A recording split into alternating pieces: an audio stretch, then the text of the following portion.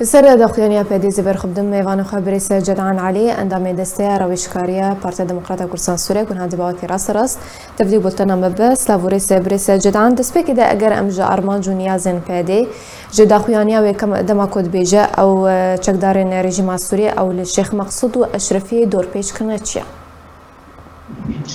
سلاوریش بو گلکسواس و سرکفتن جیش بو ریبات و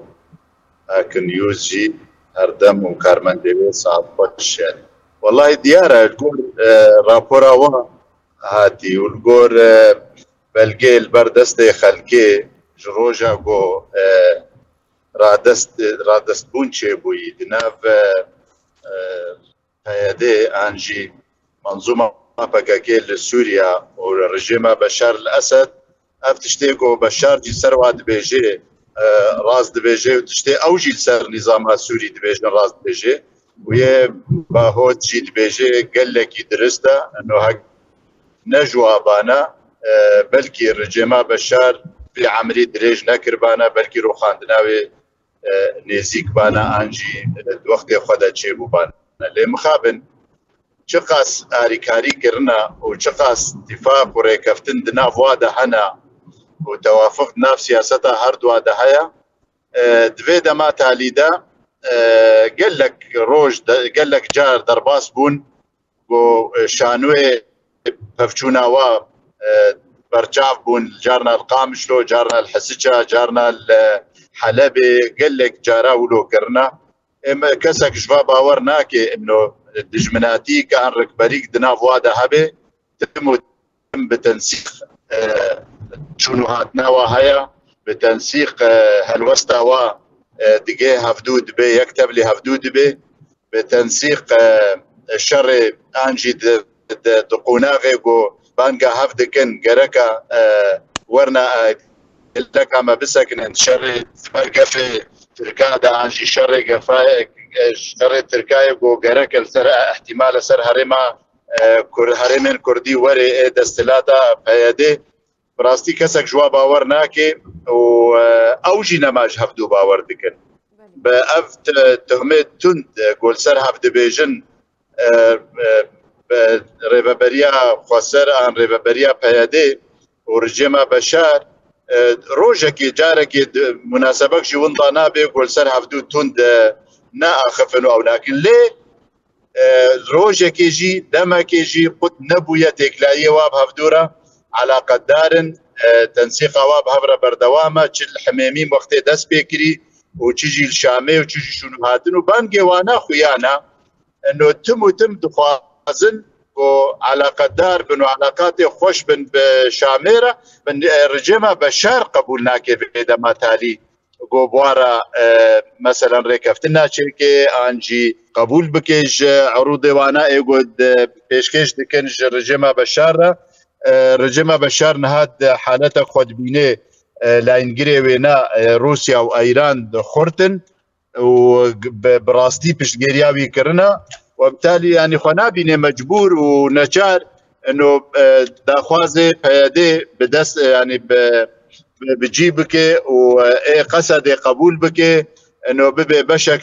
ارتيشا سوري وبس تايبت منديك واهبه او تايبت منديه قبول لكن اما ادبيجم تهاليدا اف تشتي قلنا فوادا شيت بي عيني وكان خلق ناف ليدكن شانونا براستينا رادست بونا امانتك جوا ورقرتنا هاجر ظروف دولي اريكار ببن امريكان وروس توافقك ناف وادا تشي ببي بس هي برجوندي وانا نقهنا هبدو وتوافق ناف وادا تشي نبويا تري كفتن ناف وادا تشي نبو سرچار سريا روشا سوري وكريزا سوري وبچرنگي به هر دو طرف جينا امريكان ونا نظام روس نابين بيادي وقسدي وببي كيشكا مازن دروي وادا هجر نقشرينا واتشي ببن انجي ورنا سر ماسني ووقت دام وري دام ازراندنو وجيب بي ابناء درباسبونا وقت وندادكن دتاليدا اموكا كرد قزنجا مجد شيا ام هجر ببچونا قسدي ورجيما بشار راست بقزنجة مجيتشيا وهاجر راست او يعني عكسي انجي دجي رجيما بشار سكن يد وقتك دا قرك بلقها بنو قرك امزانبن شلويا وهاجر راست شورشك تشيكرنا دفي خلق زانبي اف شورش دروي كيدا تشيكرنا ودجي كي تشيكرنا نا شورش هبو ونا ركبريكك ونا دجاتيكك دناف قصدي وبيادي وحماء دزقه دستيوانا وند نقبا رجيما بشار دا شي نبويا وحتى رجاء ايرو تنسيقك امني كامل وقتي خوياكرن دناب وادا هيا وام وكا كرد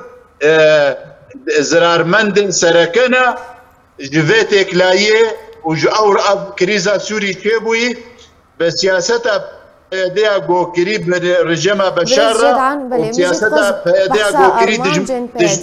بله مجد خواست بحثا أرمانجن بيدي جدا خوياني كي وصا بلغايا هاري لبرچاوي ملت كرد أواكو روش دنافرا رجيم سوريا و بيدي دا آراما لقامشلو ولحسكي دا هما دمي دا بيدي دا خوياني خودا هر دم و دمكي جيف نجارة كما كشانوين وصا دنافرا هر دو آليان دا تينا انجام دان لي أرمانجا بيدي جوي دا خوياني دوي دمي دا چيا گلو وكو تجي بحث كري مظلوم كماني بري دمكي بانك لرجيم أسد كربو داكو چكدار نخوا بينا روشاواي كردستان جبوچه دوی دمیده پیدی داخویانی کی وصا ولافتکه بلا اي ما ادب اب داخویانی و اب هالوست غايته واجه ان ارمان جوايا سركجي ملت دورا خوا لا ينجري خوا راضي بكنتوزكي انه امو رجيما بشار دجمناتي مدهيا وتشتك ريكفتن دناب مدى تننا او قرر كفتني فرمي بشرط مرجي قصدي ان بيدي هبن سر جيما بشار راستتنا بس التزام هيا بابندي هيا نابرا آلية بيدي با بسياسة رجيما بشار ونكاري رجيما بشار به لغو جوا عاجز ببي وبقاسي جو كارن بس توافق نقابة سياسة او داخوازة امريكي وهالوستا امريكا جي رجيما بشار تشيا امريكا جي نقوستيا رجيما بشار بوهاري بوهارينا